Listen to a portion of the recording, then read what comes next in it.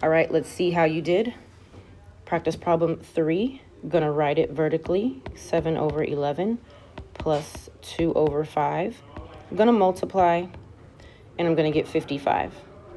That is the least common, so I don't have to worry about that being wrong. Set up my multiplication problems. Put my new denominator, which is 55. What do I multiply to get from 11 to 55? That's 5 for 35. What do I multiply 5 by to get 55? That's 11 and 22. When I add those together, I get 57 over 55. You can leave it like that on an exit ticket. It is correct. If you want to make the mixed number, it's 1 space and 2 55ths. Practice problem 4. We have 1/4 plus 11/12. Now, if you multiply these together, you're going to get 48.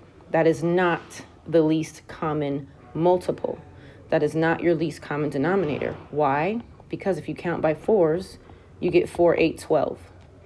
So your least common denominator is actually 12.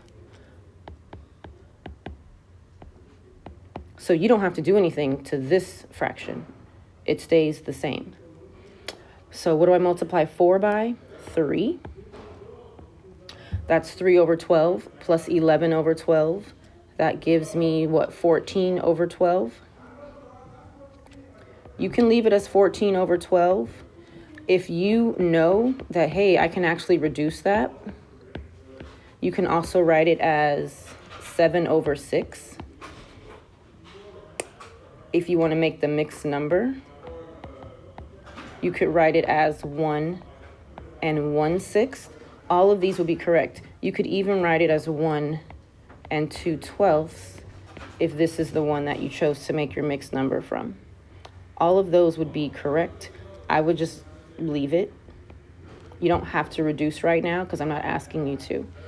If you accidentally multiplied together and you had 48, so if you had, this would have been, what, 12 over 48?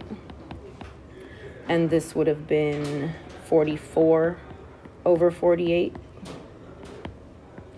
You would have gotten 56 over 48.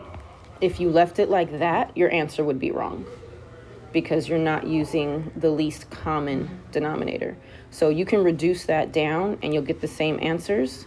But if you leave it like this is the only one that would be considered wrong on the exit ticket. Try 5 and 6, see how you do.